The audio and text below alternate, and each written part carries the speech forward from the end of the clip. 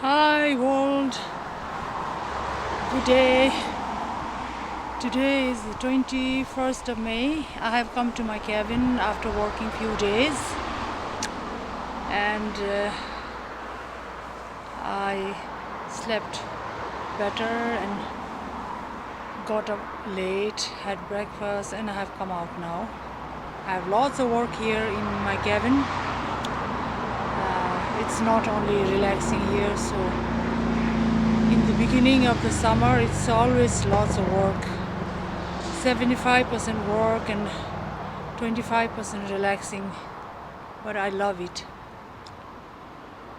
So I cannot show you my cabin fully because it's so messy and we are still renovating a little bit every year when we are off and when we can save some money, so we have to work hard to earn some extra to repair the cabin. And cabin and cottage mean in Sweden is usually wooden cottage and wooden cottages and wooden cabins. And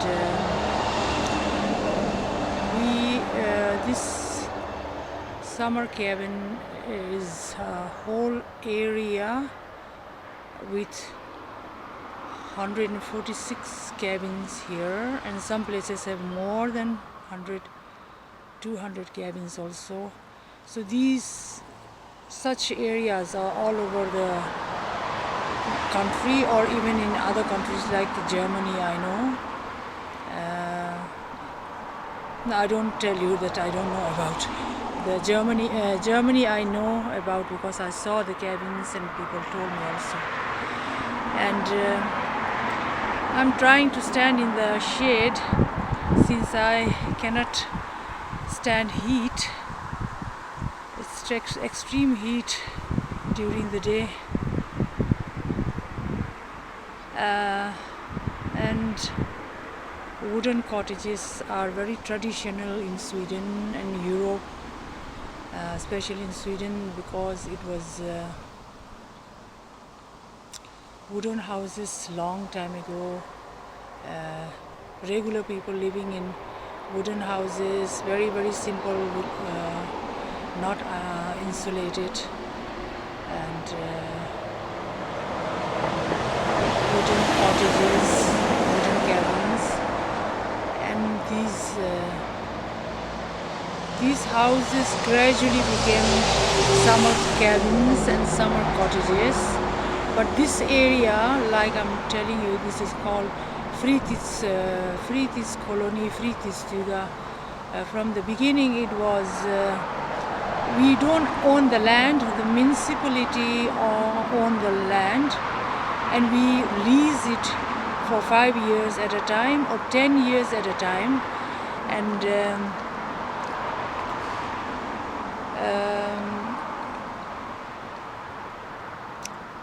And these places are built later as a colony area, summer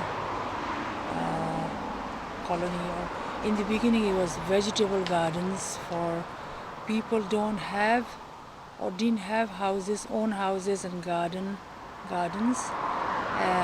Those especially lived in apartments or flats, so they had possibility to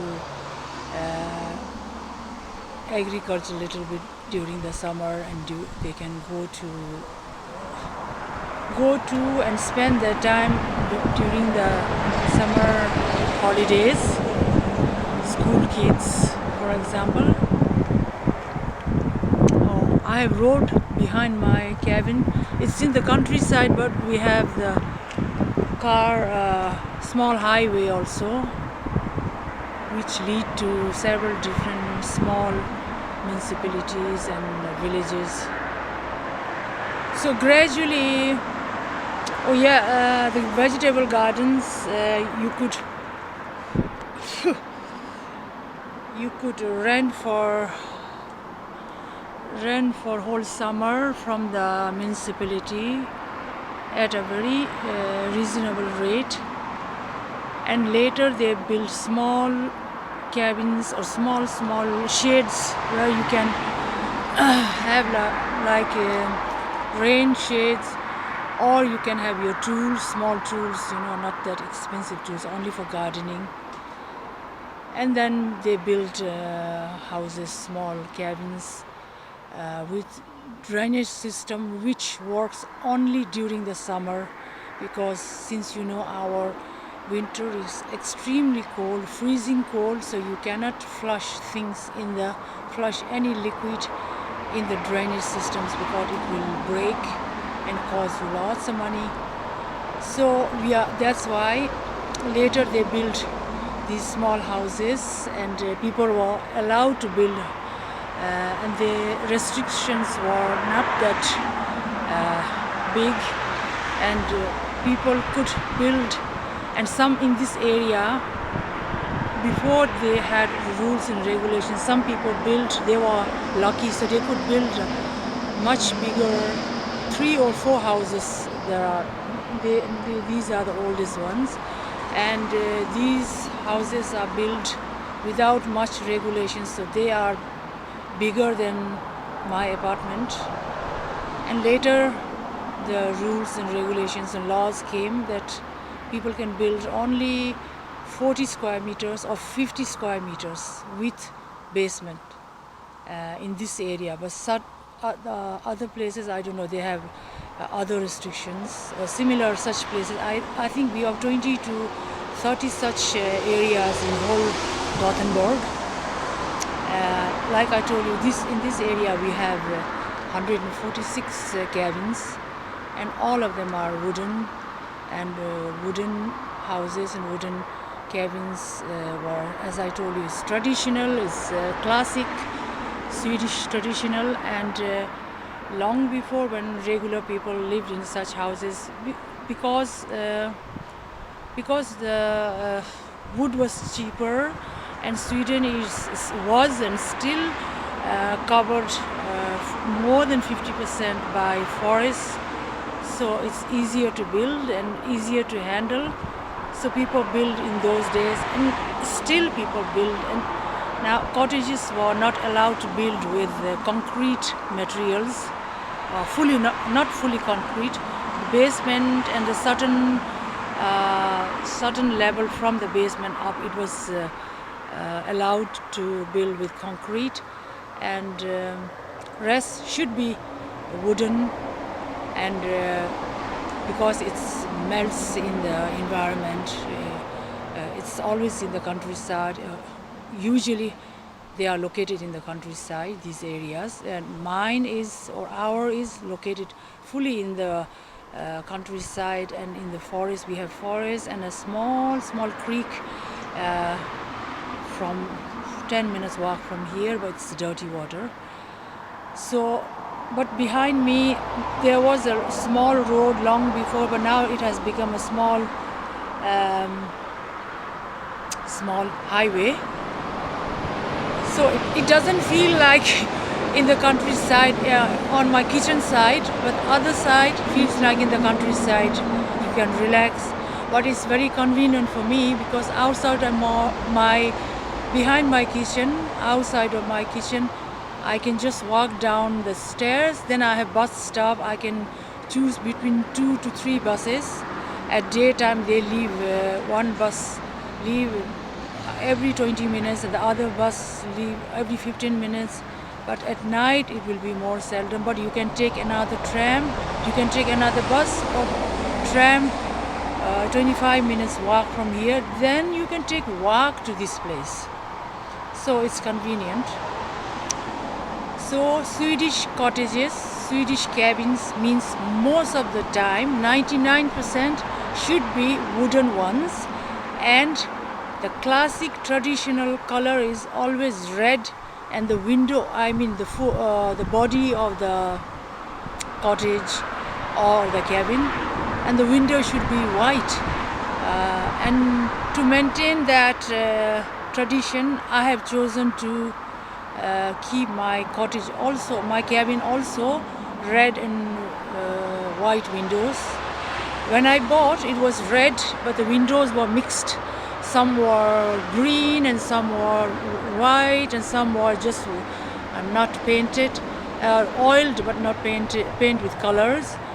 And I was planning to change windows gradually, but my son decided to change 4 windows immediately, and now we have 3.5 windows to change. But it takes time. You cannot do it every time at once. So we are trying to repair and change little bit every year. So it will be reasonable for my pocket also. So now I'm coming to my kitchen side because I have to close the door. Oh, so that's why cottages and cabins mean always or most of the time wooden ones. So some of my new windows are white, and all windows are still green and oil colored paint or painted. And so I have lots of digging works here. Every year you have to dig up turn over the soil, the muddy soil. I have lots of this region. The bigger part of this region is fully full with